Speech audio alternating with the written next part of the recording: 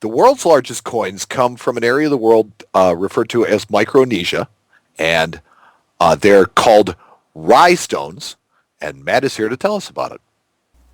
Yeah, these I was just wanted to bring something a little bit different to this episode. I know I've been talking about American coins a lot lately, so I got to thinking the other day about something that I just really wanted to talk about that would be completely different, and I figured why not?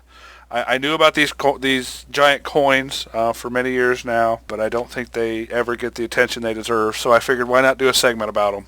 This is definitely something different. I've never heard of these. Yeah, these are.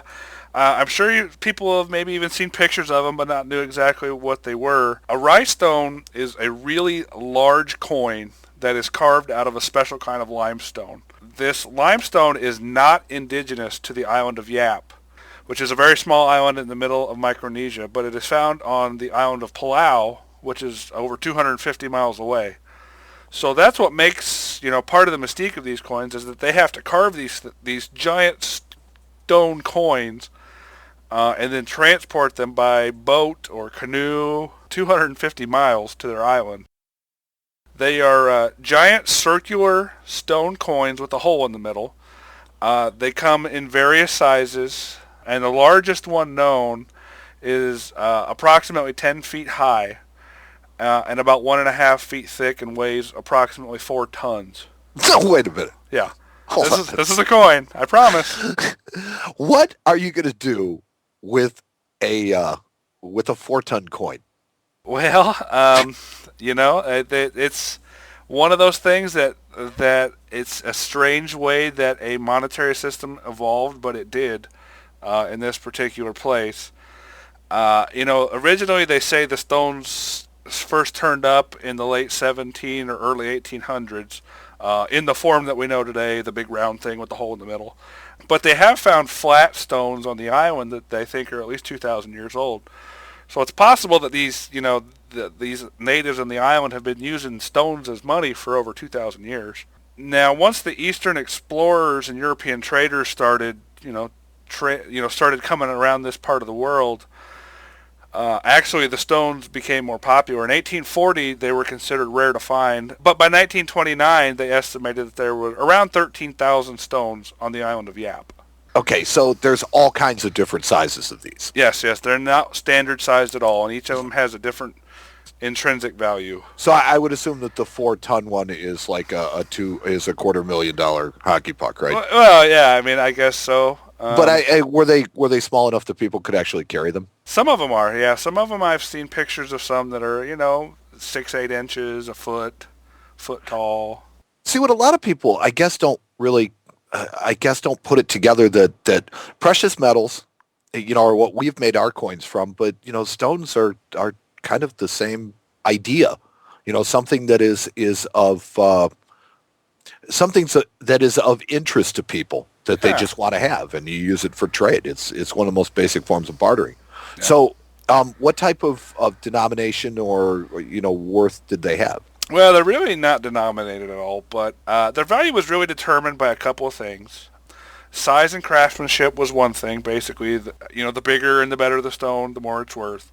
And also, the stone's history. There are stones on these islands that were owned by famous chieftains, also owned by famous sailors, European sailors. Also, kind of another thing that determines their value is kind of macabre, but how many people were killed in the transport of a stone to the island can also raise a stone's value. Say it falls over and kills 5 guys, it actually raises the stone's value. Not that you would want that to happen, of course, but it's a little macabre. But yeah, that can also add to the value of the stones.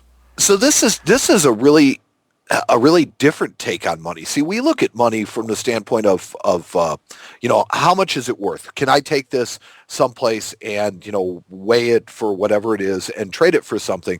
Whereas it seems like the history and the just the general story behind something that made it interesting was more what gave these things their value rather than their actual composition. So what were they used for? Well, these stones were used for social transactions such as marriage, inheritance, political deals, You could give one to a former enemy as a sign of alliance or truce. Sometimes they were used to ransom battle dead or prisoners. And sometimes they spent them to buy food with if it was really tough. Um, Many of the stones haven't moved in a really long time. They're placed in middle of villages. Well, I would imagine at 4 tons, they're not exactly the Yeah, most portable they don't things they on the don't go planet. very far. Who says a dollar doesn't go very far today? Well, those people.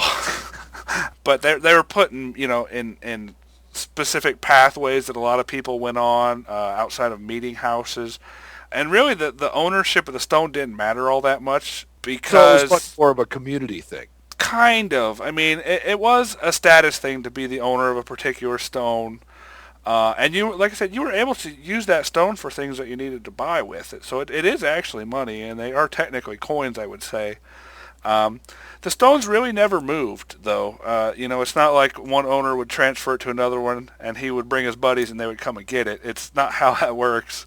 Um, It's kind of like you sign a title over, and pretty much, yeah, and it stays right where it's at. And also, so they seem to be more of a cultural thing. It was a share type thing, and maybe the ownership was more of an envy or a status symbol, maybe. yeah, a status symbol from the natives. Yeah, and the other thing you would get, like say I wanted to give you a stone, I would say, here, Mike, here's your stone, and here's all the people that have owned it before you.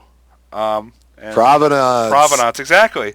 And there's actually, I read a story about one of these stones that as it had been cut and was being transported to the island, a storm blew up and they dropped it and it sank to the ocean, bottom of the ocean. And actually somebody still owns this coin today because everybody agrees that it still exists under the ocean. And they'll trade that thing, but it's at the bottom of the sea right now. So it's still transacted as genuine currency. That is a really strange way to think of money. It's completely different than everything we know, and that's why I found it interesting and thought that we should talk about it. It blows my mind to try and think of something. It's not so much that you can own it or that you can, I mean, you can exchange it and you can give it to people, but it seems much more of a shared thing, which is completely antithetical to what we think of money Yeah, in our society.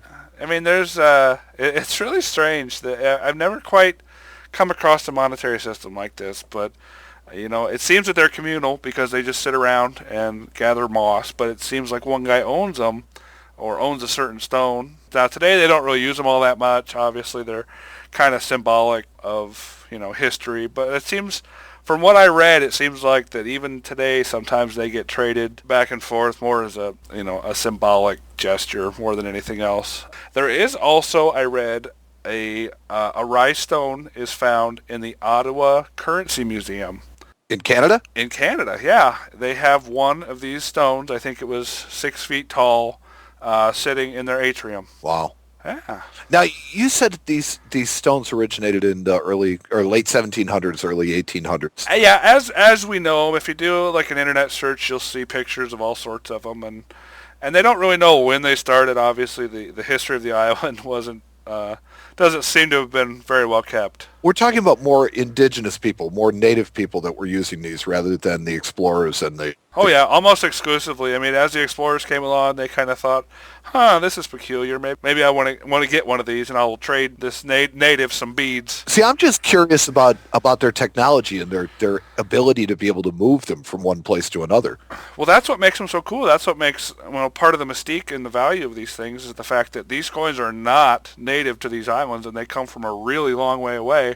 And it took them a lot to get them to where they went. Exactly. That's why they are so, that's part of the value of them.